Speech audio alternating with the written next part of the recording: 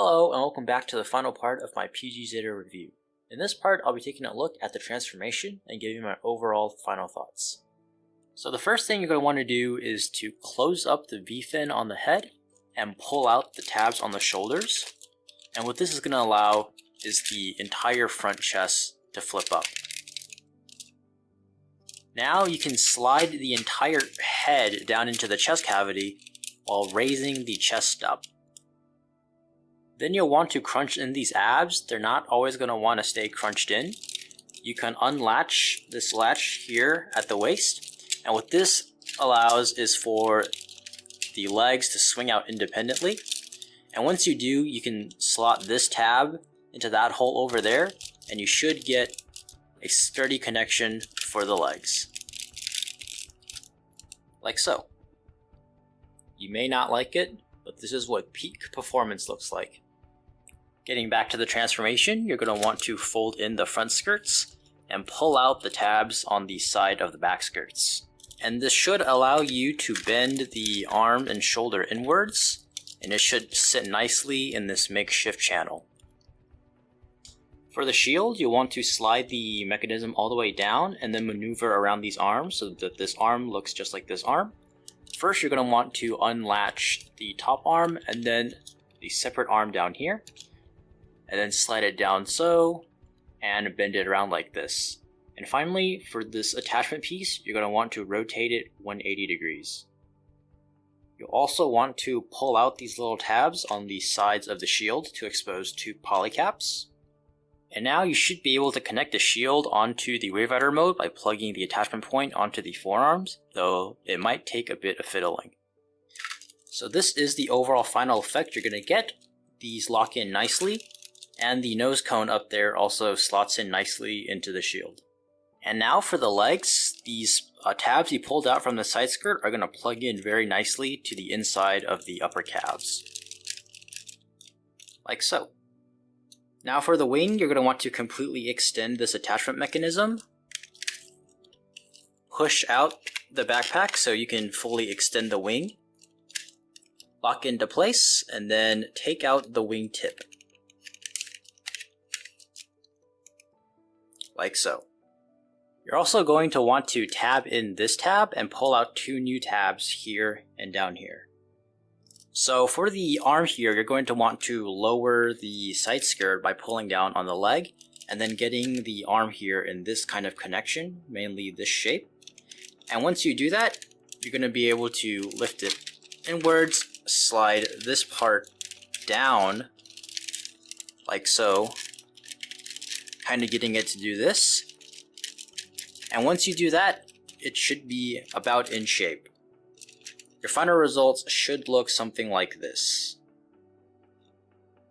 Now for this side, it's just a matter of getting the arm into this empty cavity here while attaching these two pegs into here and here on the shield respectively. It definitely takes a lot of fiddling and feeling around for it, but once you do, you can get it all locked up and it feels pretty secure. As you can see, the arms up here are all going to be latched together, so it shouldn't have any kind of stability problem. And now for the side skirt, you're going to want to bring it up, flip it around, and expose this peg here. And once you do, it should be able to peg into that hole. Like so. And now for the legs, we're going to push down the feet, bring in the heel, bring it up like so.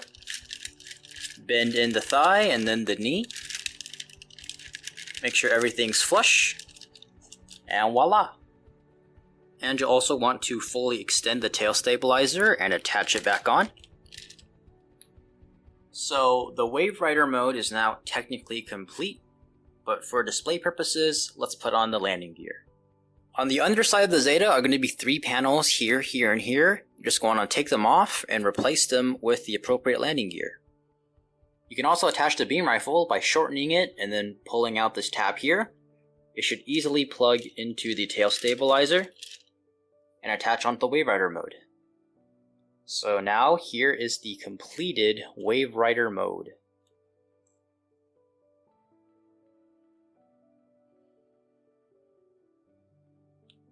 I have to say, it looks pretty good and feels very solid. The mobile suit's lack of detail and panel lines are a little less apparent on the Waverider. though the legs are still super plain. There are LEDs on the wingtips and the tail stabilizer. The switch is going to be on the shield, but I'm not a big fan of LEDs and I don't have the batteries, so I didn't really bother. There is a stark lack of an action base. You're basically forced to display it with the landing gear. The metal landing gear is a nice touch though. It should have no problem holding up the heavy PG and look good while doing so. The cockpit hatch gimmick remains. You can pull off the red part to show off a tiny Camille. You can still open up a few hatches, mainly the chest and the leg hatches, to show off the inner frame and make it look like it's going under maintenance in Waverider mode. So now for my final thoughts on the Perfect Grade Zeta Gundam. The first thing I want to bring up is the build. It's a very mixed bag, which seems to be the theme of this kit. The engineering is quite creative and different from newer kits. The way it uses springs and LEDs are quite interesting. Although while you're building it, these extra components can be very frustrating. Lining up springs can be difficult, especially when they're prone to spraying out and getting lost. There's a particular screw in the waist/chest area that requires a very small screwdriver to screw in properly. The LEDs are also annoying to wire. They're prone to falling out of their channels, not staying still, and just overall being a pain. Part of this is probably due to the instruction manual. For some parts, especially the backpack, it's not always clear what parts you should be putting together. Another annoying thing I experienced during the build was sandwiching pieces together. There are many parts of the build where you'll be sandwiching small tiny pieces between two large pieces. It's often difficult to line these up properly, and I often have to spend a lot of time, maybe even hours, properly lining them up to sandwich them together. So moving on, I think the completed kit looks pretty good. I do wish they made the legs a little bit longer to better match the proportions of the RG and MG, though the rest of the body looks pretty great. The very plain armor is pretty subjective. I don't really mind it, though I do know some people really like the detailed armor on their PGs. I think that this would be a great kit to scribe. Even just mimicking the panel lines of the MG and RG should yield some great results. The big feet does seem to be a trademark of the early PGs. It doesn't look too bad here on the Zeta, plus it really helps with the ground posing. I really like the open hatch gimmick here. There aren't many hatches, but they are very big. I especially like the way the head hatches open up. Plus, you can sort of add your own open hatches by bending down the kneecaps, opening up the side skirts, and folding out the wings. The articulation on the PG Zeta isn't great, and definitely can't compete with newer kits. The biggest point has to be the chest and the waist. Due to the transformation, it's basically a solid block while in MS form. The heavy backpack and the lack of a stand also limits the posing.